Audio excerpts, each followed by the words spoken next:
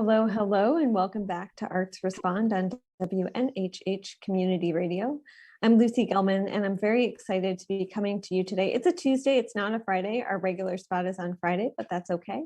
And I'm really excited to be coming to you today to talk about something that this week especially, but unfortunately many weeks, if not every week in this city, is very much on my mind, and I know is on the minds of the people I'm joined by today. And that is gun violence and also stigma and shame that exist around grief, trauma, and reaching out to say, hey, I'm not okay and I need support. With me today is Odell Montgomery Cooper. Odell, you may remember from a performance last summer of Interruptions, a play that she has written, directed, produced, and there's a book coming too, which I'm really excited about. I'm also joined today by David Adams, who is the executive director of the William Casper Graustein Memorial Fund, and the Reverend Frederick or Jerry Streets, the senior pastor at Dixwell Ave Congregational UCC. Welcome to all of you. Thank you. Well, thank you. And thank you for joining me on this afternoon. Odell, I want to start with you because today we are here to talk about Let's Talk. It is a new peer-to-peer mental health advocate training program. And so when I hear that, there are a lot of things that go through my head. Can you tell me and tell our audiences what Let's Talk is all about? Yes. So as you know, and thank you for last year and helping me to tell the story for Interruptions.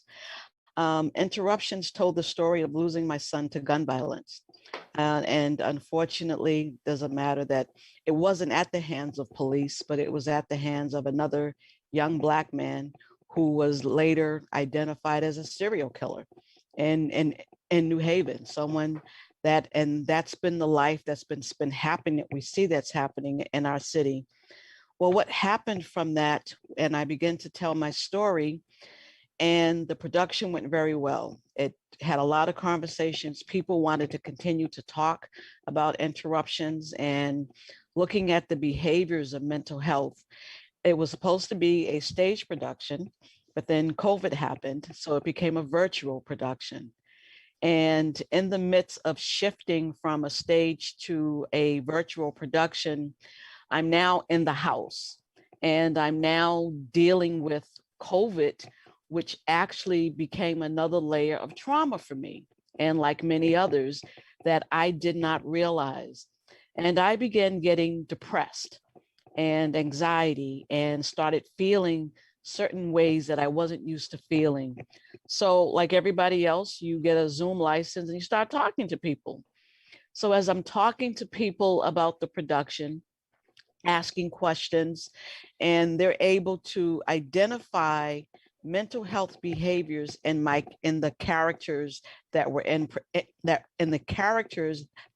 Interruption. And then I began taking notes, asking questions, asking more questions of how did it help. And then being in ministry, I'm listening. I'm listening to people tell me their stories and being able to help guide them and coach them that they too have a mental health illness and that this trauma of gun violence, COVID-19 was another layer, and it was compounding the way that we live. So the way that I had to find a way to combat my depression was I designed a training program, Let's Talk. I keep remembering my doctor say, reinvent yourself, find a way to use your ministry, to use your voice, to continue to help others. So this is what I did. I started writing and using my coaches, talking to David Adams and calling up Alice Forrester with Clifford Beers and having Zoom conversations with people in faith communities and other leaders, and started creating questions of getting people to start talking about their mental health issues, everyday behaviors that we have going on in our lives that we don't recognize are mental health behaviors. We've just been taught to pray more and to have more faith and to keep our pain to ourselves. And we could not do that any longer. So I wrote a training program, and I wanted to make sure that it wasn't geared towards the clinicians, because they have a whole world and language all to themselves, but everyday people, peer to peers, to recognize mental health behaviors in our everyday life so that we can become and take ownership for how we want to heal and what we need to do. And that's how it started. And so I want to, David, to bring you into this, but I also want to say, so this might be a duh answer to you at this point, but why is it so important for peers also to be able to identify those behaviors and say, hey, you can talk to me? Because this is something I feel like I've especially heard um, from folks of color and from Black people in New Haven, that they have been dismissed by mental health professionals. This is especially true among Black women, or they feel like they're not being listened to by mental health professionals. So I'm wondering for you, Odell, why the peer-to-peer model was immediately, hey, that's what I want to be investing my time and resources in. Well, for me, the reason why peer-to-peer, because I could not have gotten through this with my faith. And people were saying just to pray more, have more faith. And I had all of that. And I have a counselor. But what I've noticed, because of the pandemic and we were home, this was happening to so many people of color. And we didn't recognize that we had mental health issues. And we were told not to talk about it, to be strong. You're a strong Black woman, and just to pray more. And most of us are used to relying on our pastors for counseling. Well, the churches are closed. We can't get to our counselors. We can't get to our pastors.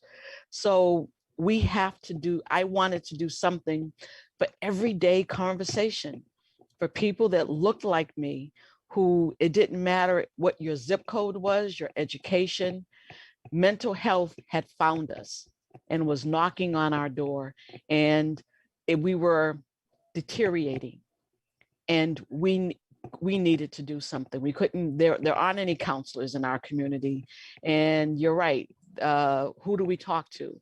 So we needed to first identify what the problems were, but we don't know the language. We don't know triggers. We don't know mental health.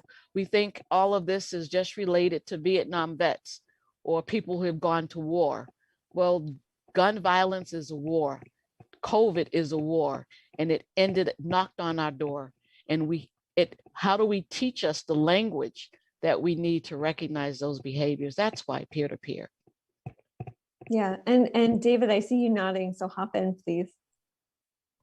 Well, I'm just so reminded in many ways of personal experiences and the ways in which mental health has been important, but also has not been sufficiently emphasized. My own mother's father was murdered when she was a teenager, and she was already, had already lost her mother as a toddler. And so that was a lot of trauma, very early in life that she carried, for many, many years. And it took years, for her to find and gain access to therapy to begin addressing those issues. And thankfully, I think she found such a benefit that she introduced me to it as well. Because, growing up on the South Side of Chicago, gun violence was no stranger, gang violence was no stranger. I remember, frankly, as early as middle school, having to run home on gang recruitment day, because if you were caught outside, recruiting was not what you think about generally in most environments. You were pretty much taken to, and chosen to be in a gang. So, it was a very traumatic experience just growing up in that environment, and personally benefited from therapy and understand how important it is. And the thing that has been missing, for so many years, decades, that I feel that Odell has really kind of lifted up is the opportunity to have that peer-to-peer experience, to share that, because, part of what it does is it makes you feel less alone, both in terms of what you're experiencing, but also in terms of how you're processing it. And I think that's so critical. I observed my mother feeling very alone because nobody wanted to admit that they were also having mental health issues. And my mother lived her life out loud and just couldn't, sort of cover it up. But then she got stigmatized. And so it's really critical that, the community have access to the opportunity to, really value their mental health and have, avenues for dealing with it. Reverend Streets, I want to bring you in and ask, and Odell, feel free to hop in as well, ask about the spiritual component of this, because on the one hand, yes, Odell, I hear you. There are folks who may say, well, just pray more. You can pray the grief away. But on the other hand, a spiritual space can really be a rock or an anchor when you're dealing with trauma and grief. So Reverend Streets, I would love for you to hop in and talk specifically about your role with Let's Talk and with dealing with grief and trauma through faith and spirituality. Well, thank you for inviting me to be a part of this conversation. Thank you, Odell, for your witness, because fundamentally, as many people in our field of pastoral care and also clinical social work, of which I'm one, we talk about that what happens after trauma is that we live with the suffering that remains. So there's the traumatic event or events, but the consequences of them can be long-lasting and intergenerational. For your listeners, I want people to imagine a set of bowling pins. You go into a bowling alley, and the bowling alley sets up the pins in that V shape. You got 10 pins. Now imagine labeling each one of those pins with something that you feel is essential for life: water, food, shelter, clothing, safety, love. Now imagine someone throwing a strike and knocking all those pins down. That's trauma. Whatever has been an anchor for a person, something has happened that has destroyed those anchors, those senses of meaning and security. And the brain then registers the experience as well as the body. It does so for two fundamental reasons: to avoid it happening again, so it's a defensive mechanism, but it also serves as memory so that you don't replicate the experience. At least you hope you won't have another traumatic experience. But those memories then rewires our brain, and they take on neurological impacts for how we process stimulus, feelings, and reactions to a stimulus. And so when you've had a traumatic experience or any number of them, unfortunately, there are people in our world who've had more than one, and it gets compounded, then your sense of meaning and purpose is always questioned. You question it yourself. You feel as if you're living on top of a constantly about to erupt volcano. And so how do you make sense out of a world that is so unstable, so threatening to you? Well, one way to do it is to have a faith spiritual system, because fundamentally, faith and spirituality is about how do you live with a sense of purpose and meaning and feeling connected to a cause, a power greater than yourself. And that goes across all cultures, all religions, all notions of spirituality. So it's not about being particularly Christian or Jewish or Muslim. It's about how you feel that your life has purpose and meaning, and is the ultimate source, the creative life, benevolent, and in a sense, loving you, is on your side. So when you have a traumatic experience, one of those bowling pins could be labeled faith or spirituality. That gets knocked down too. And so you have to then rethink and find a different way to think about self, think about others, think about relationships, think about life, and what you now think about God. And that whole process is not done overnight. It's revisited, it's worked upon day after day after day. In 1984, I and Dr. Richard Malik, a psychiatrist at Yale at the time, did a community study of the referral patterns of religious communities to the Connecticut Mental Health Center on Park Street. The results of this study was published in the Journal of Psychiatry in 1984.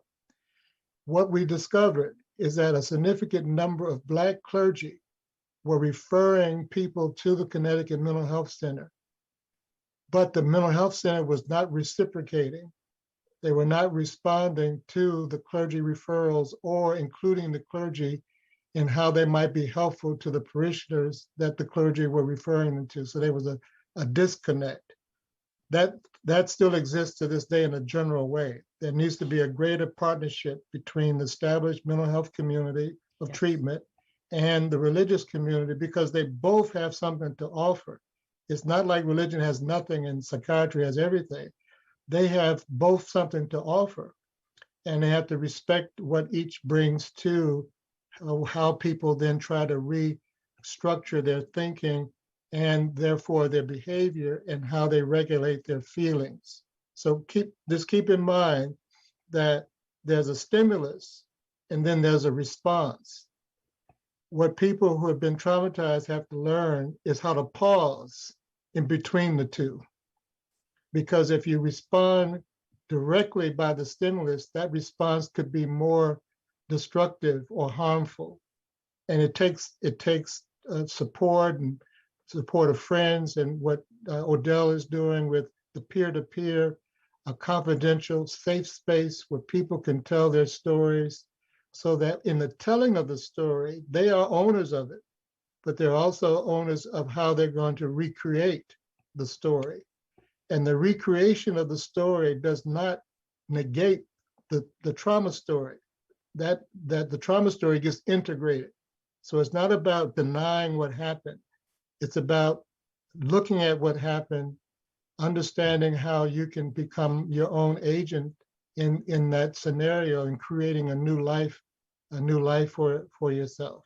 Viktor Frankl, in his experience in the concentration camp, says the question is not what is the meaning of my life in the concentration camp. He said the question is, how can I live so that my life has meaning, even though I'm in a concentration camp? Those are two different kinds of questions. And the history of Black people, particularly in America, is one of they're constantly trying to answer that question. How can I live a life of meaning in light of the racism, the misogyny, the homophobia, the trauma that I may have experienced? David and I grew up in the same town, same side of the city, different years because he's much younger than I am.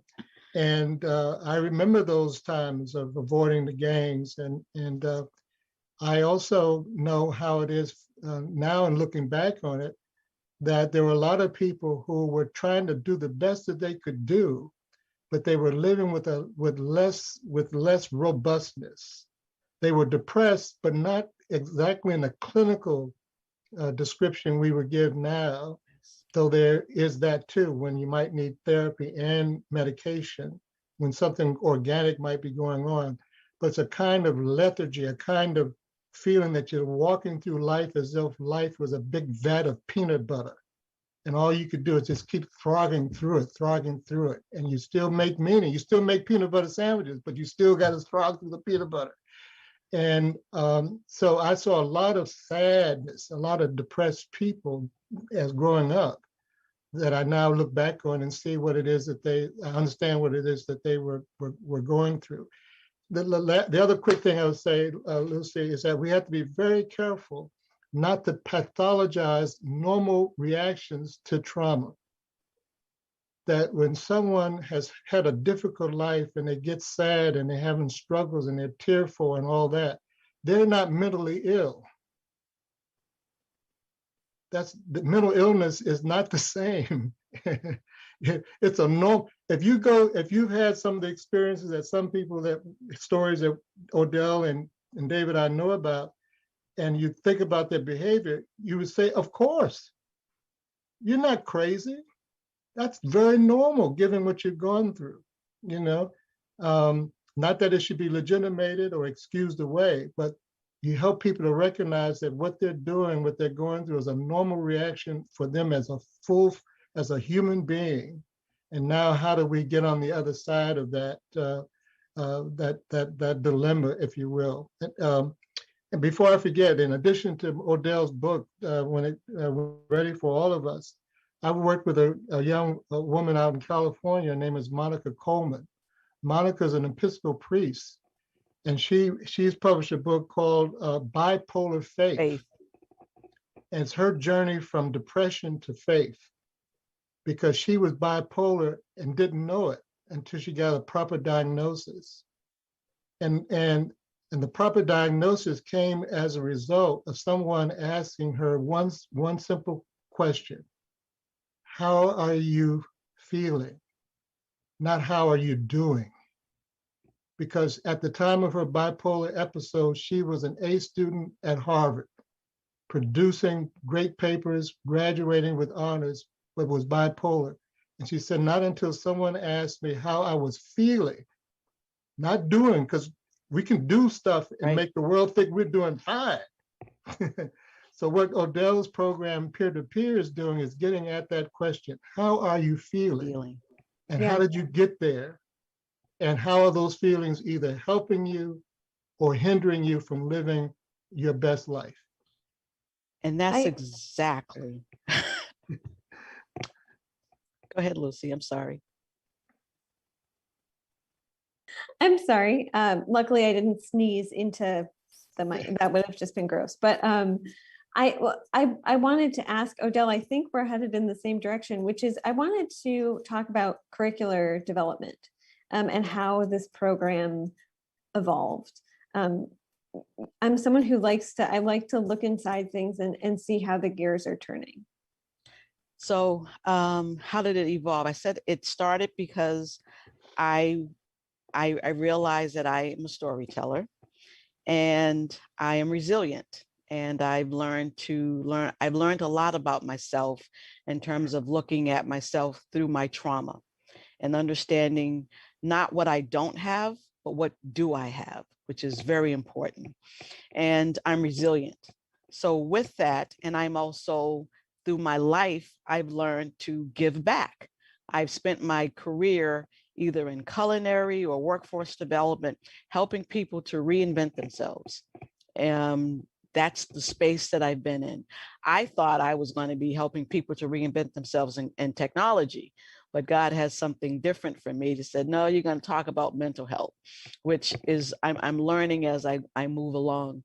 But it started for me so that I wouldn't be depressed. And as a being in ministry, my friends are talking to me. So I'm listening, but I'm not a counselor. So I'm coaching, but I can always relate back to my behaviors and my lived experience with mental health and not recognizing it, but being able to properly name what it is. Those are triggers. That's why you're depressed on this month. That is why you're feeling this way when a song is played. So it's very easy, would have been very easy for me and my family to leave Connecticut, leave New Haven, and no longer ride by where my son was murdered or the school he graduated from. My certain family members don't like to come to the house because it reminds them of my son. There are rooms in this house that my daughter and I don't like to go into. April is the month that he passed.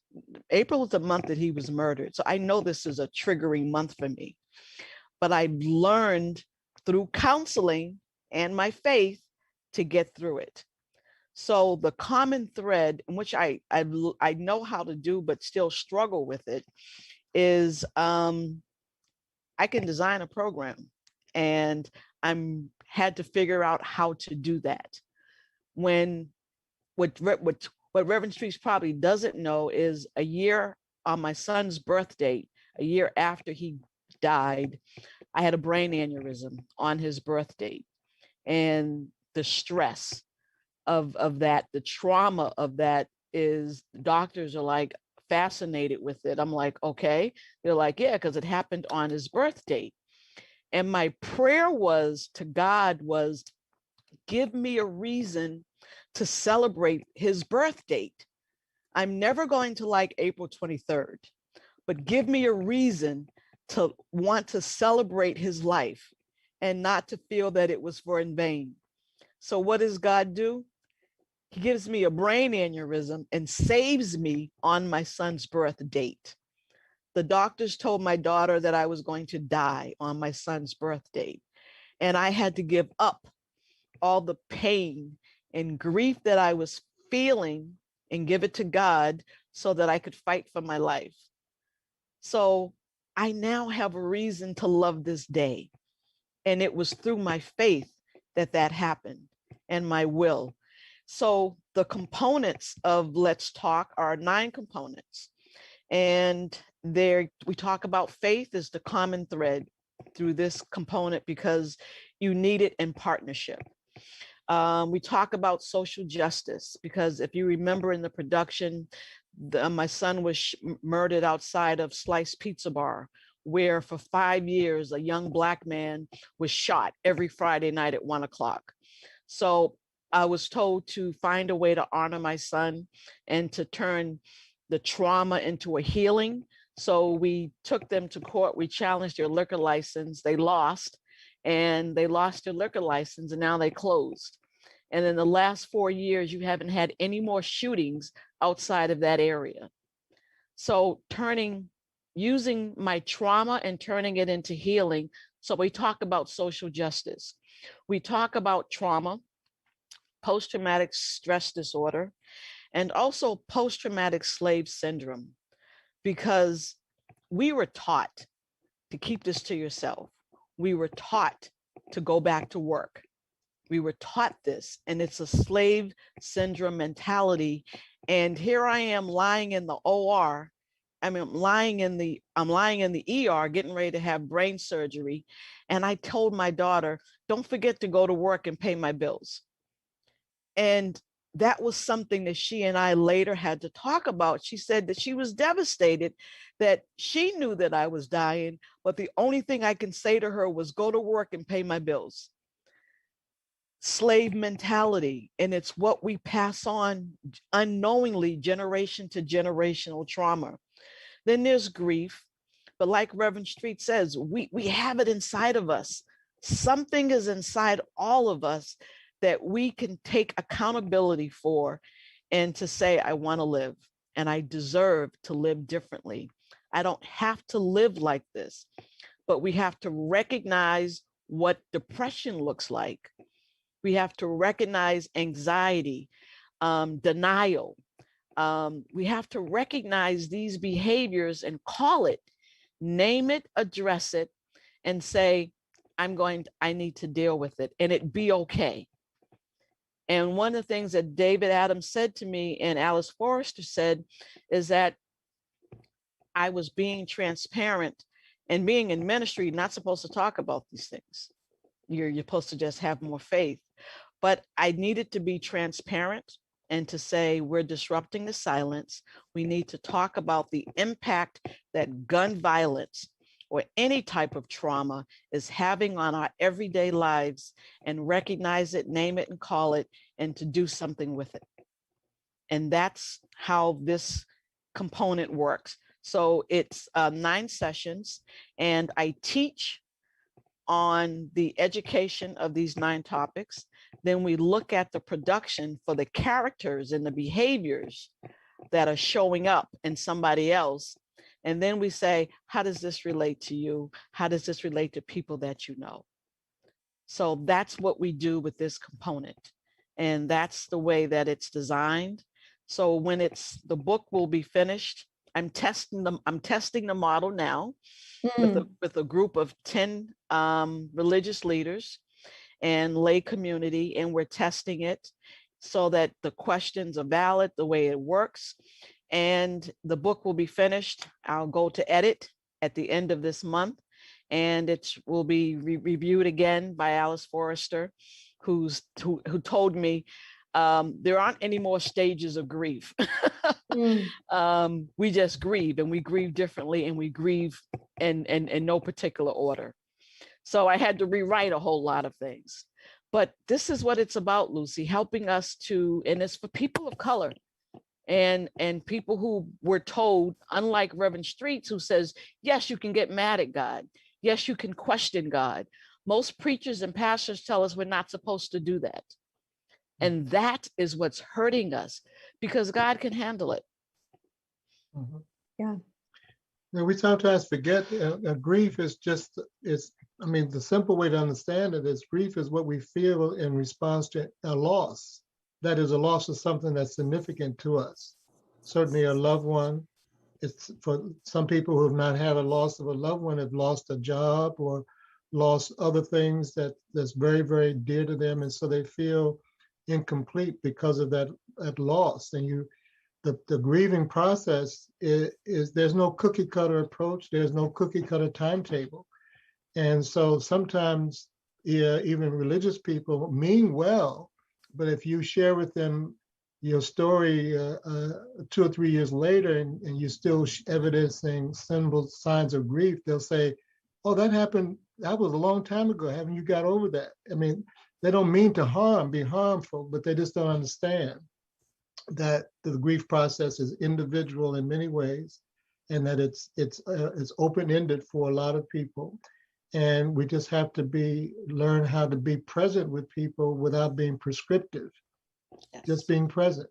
And that's not easy when you're feeling anxious yourself. You see, that nothing makes us, I think, feel anxious more than grief and death or the threat of death. When we hear those stories, we have to process them on an individual basis.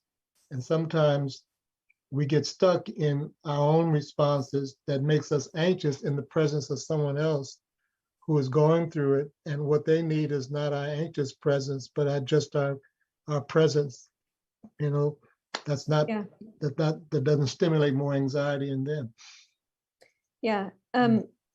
I am so curious to know how this is hitting now, because it feels to me like we are in these two pandemics, the pandemic of COVID-19 and also the unending pandemic of white supremacy, which was alive long before last year. But I also want to seize on something that Reverend Street said a while ago, which is that you have to find the time to pause.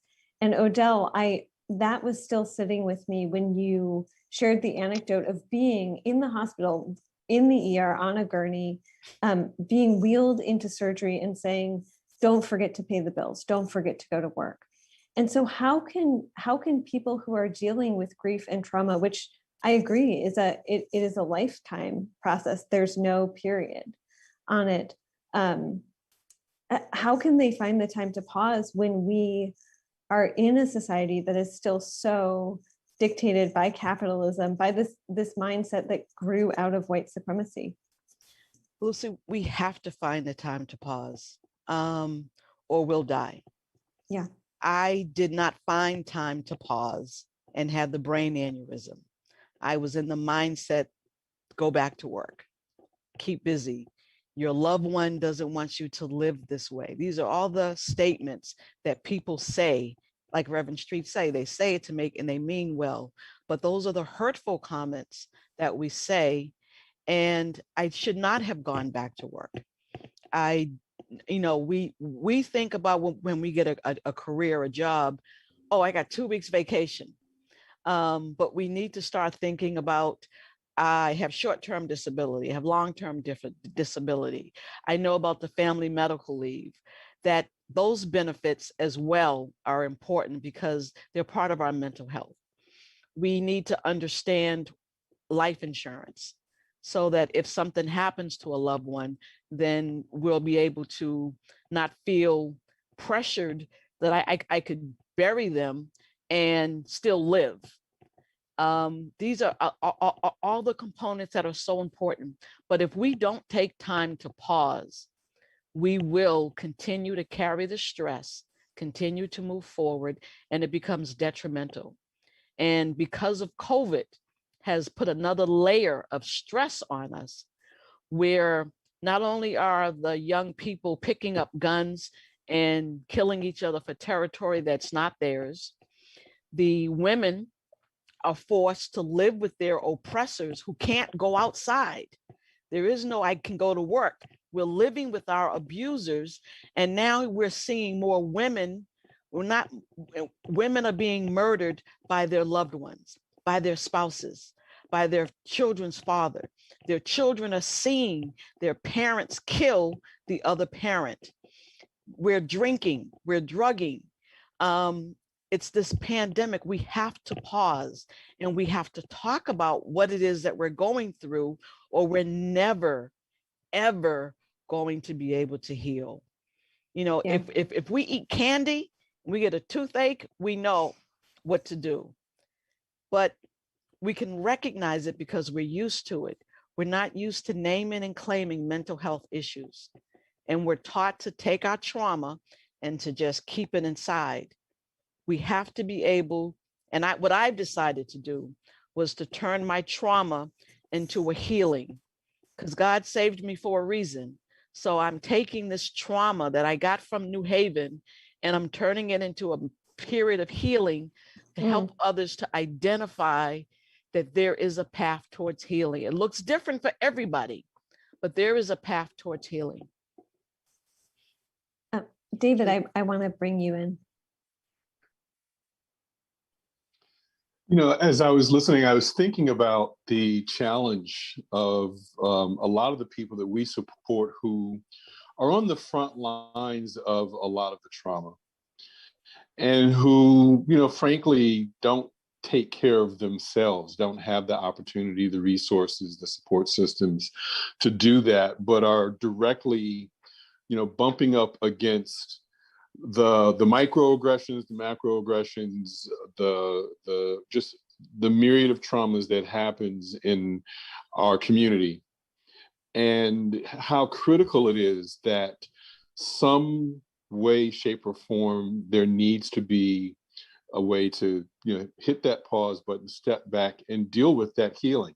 And quite frankly, it's also, I think, kind of relevant to the work that people are trying to do to build a better society, because, you know, the community and the society has been traumatized and needs healing.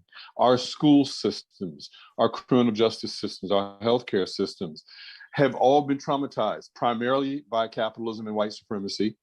And there has been very little opportunity to figure out how do we sort of come from a whole healing space to fix these problems. And it's not an easy kind of question to answer, but there has to be a way in which, you know, we are focused on the healing and making sure that the people who are, you know, really trying to step up to address these issues are also getting that healing themselves, because it's very stressful dealing with these issues. I have begun to cut way back on the news that I watch, because, I mean, watching the news becomes, you know, trauma, frankly.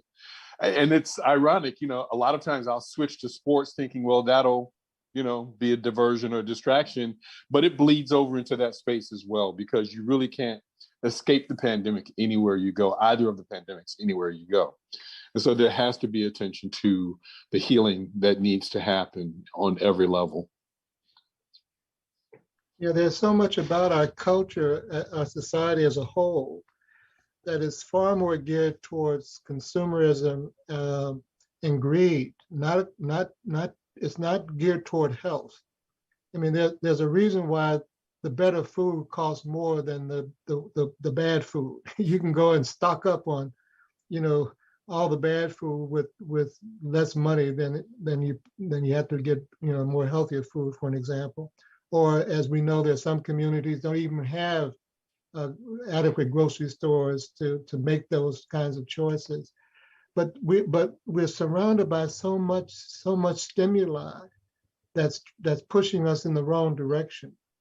And part of what I'm hearing David and Odell say is that the more we're able to find language and to educate ourselves and other people about what's going on, it then helps us to be more in charge of what of the environment that we're in. So you don't watch as much TV. I decided at the very beginning of the George Floyd case that I was not going to listen, and I have not listened to one episode, if you will. And there's something voyeuristic about this constant publication of Black pain. And not that I don't think there should be justice. Don't misunderstand me. And this is the judicial process at work, and it should go at work. But I think there are more agendas being attended to by the promotion of of this that's not in our best interest. And I can't quite put my finger on all the aspects of that, because I want justice for George as I see it, and his family, and for all of America, really. And there is a value in transparency, but there's an unintended consequence, I think, of the way this is in effect being marketed. Yes. And so I tell people in my own congregation, we have a weekly wellness meeting for the congregation. And we meet via Zoom like everybody else is, and share experiences, suggestions, recommendations, self-care strategies, as David was mentioning earlier, all in an attempt to say, look, let's take be more in charge of the quality of our everyday life to the extent that we can. And we can control the television channels. We don't have to get sucked into that. Be aware of how those things are seductive. Be aware of how the commercialism is also has built into certain aspects that can be triggering. The way even some commercials portray women and people of color are very stereotypical, but they're very subtle. So the more aware you become of what can be assaulting your sense of self, then you can take actions to be more protective. Yeah. And that's what we have to do. And this is what we talk about in Let's Talk. So one of the things that I have to do in being mindful and respectful of my health, because of the brain aneurysm, I had to relearn how to read and write and to speak. And I'm limited in terms of not being overactive and making sure that I'm mindful. So I have my limitations, but I'm mindful of what they are. And instead of I'm working on it, a daily practice, instead of what I can't do, how can I do it? And I remember talking to David, and I said, David, I can't do these training sessions all the time. He says, you're not supposed to. He says, you train facilitators and let them go out and teach it. And it's like, oh, okay. He says, do a trainer sessions. You can train 20 people, give them they buy your material, and they go out and they do the training. So it's how do we make this work? So that's the concept. That's what I'm doing now. I'm test modeling the program, and I'm training facilitators, and they're saying this question worked, this question doesn't work, reword it this way, put this here, and I'll rework it. And then I want to be able to train people how to use this. This has to be in our faith community, because when the doors of the church open back, and Reverend Street, people are going to want to make those appointments with their pastors to say, Pastor, can we talk? And I've just had a pastor the other day tell me that they were dealing with a mental health issue that she's not prepared for. He said, I didn't learn this in school. I can't do this. But they're not supposed to do that. They can do it in conjunction with a mental health app, a resource. But how do you help this person take ownership? And versus saying, okay, Pastor, help me out. And I need to talk to you about what's going on in my life, because that's not their role anymore. It's I've done, as you know, I'm sorry. I've done workshops I've been involved with what I describe as a trauma-informed ministry for quite a while. And when I've done workshops for clergy, trying to help them to two things: to be self-aware, to self-care, but also to know their limits and develop resources in the community that they can refer members of their congregation to, not to pass them off and separate themselves, but as a partnership. That's one of the greatest gaps that still exist in our New Haven community. Mm. That it's not enough, as important as departments of psychiatry, mental health center, those for more severe kinds of situations where someone may in fact need to be evaluated, given medication, maybe even separated for a while by going into the hospital. That's not the majority. That's not the care for the majority.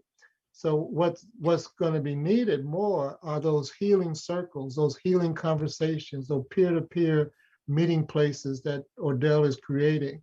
So you need to have a safe place, a confidential place, and maybe what we need to do is have Bible study and storytelling.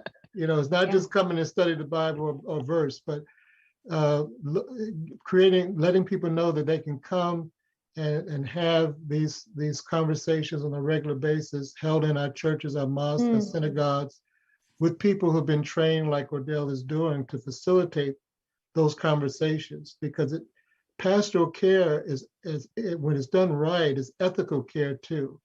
So you can't have people in a circle leading them in a discussion, and you don't know how to support them beyond the circle.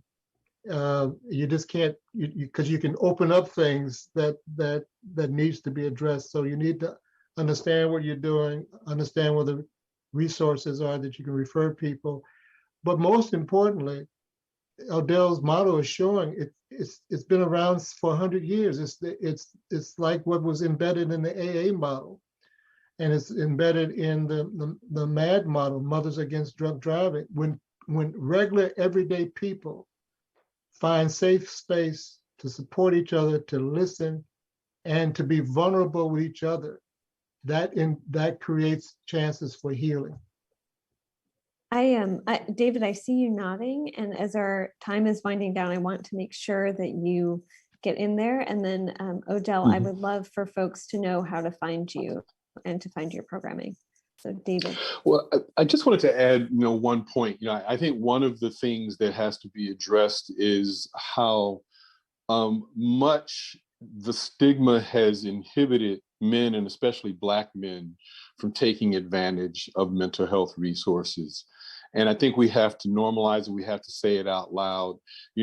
I, over the years, have become much more comfortable acknowledging that I've been in therapy, I am in therapy, I've dealt with mental health issues and continue to do so. And some of my closest, friendships are other Black men who've been able to acknowledge that same thing, because it breaks the ice, and then we can have real conversations and not pretend like we don't have those problems. We don't, take advantage of those kinds of services. And so I think it's a big part of that, because there are so many Black men in particular running around in pain and not dealing with it, that just contributes to more and more and more trauma in the community. And it's something that has to be dealt with if we're going to turn the corner. David, thank you so much. And I do want to shout out Eric Ray, who is doing some of that work in the community, who has an affinity space, I believe, every week through One Village Healing for Black men who are dealing with grief, with trauma, and who just want to talk to each other about their lived experience. I think that's really important. And he's a dear friend and someone who makes my life better. So Eric, if you're listening, thank you for the work that you do as well. Odell, I would love to continue this for another hour, but we don't have that. Maybe soon. But I would love for folks to know how to find you, because Interruptions is a multi-platform and multimedia production at this point. And probably folks may be listening and think, hey, I want to know more about Let's Talk. Okay, so for right now, I'm still piloting the last phase of Let's Talk program. We end on the 26th. and I am in this process of still fundraising. So I am looking for grant funding as well as sponsors to continue this project. And I have the Arts Council because I'm in the beginning stage of building, which I had no idea this was what I was going to be doing, but David Adams saw it a long time ago. So I'm in the beginning stage of building Interruptions. So for right now, my fiduciary is the Arts Council.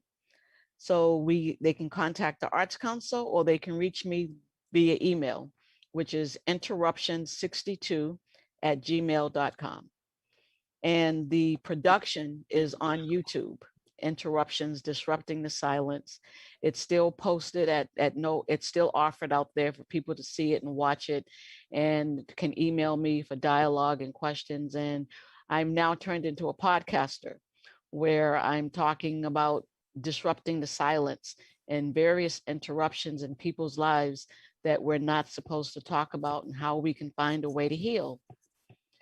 So yes, so the book, Let's Talk program, will be finished by the end of May, early June.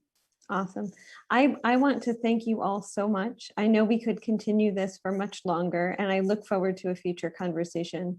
Reverend Odell Montgomery Cooper, David Adams, and Reverend Jerry Streets, thank you all so much for joining me today on WNHH, and shout out to Harry Droz, the man making it happen behind the controls. Thank you, Harry. Thank you, Lucy. Thank you, Harry.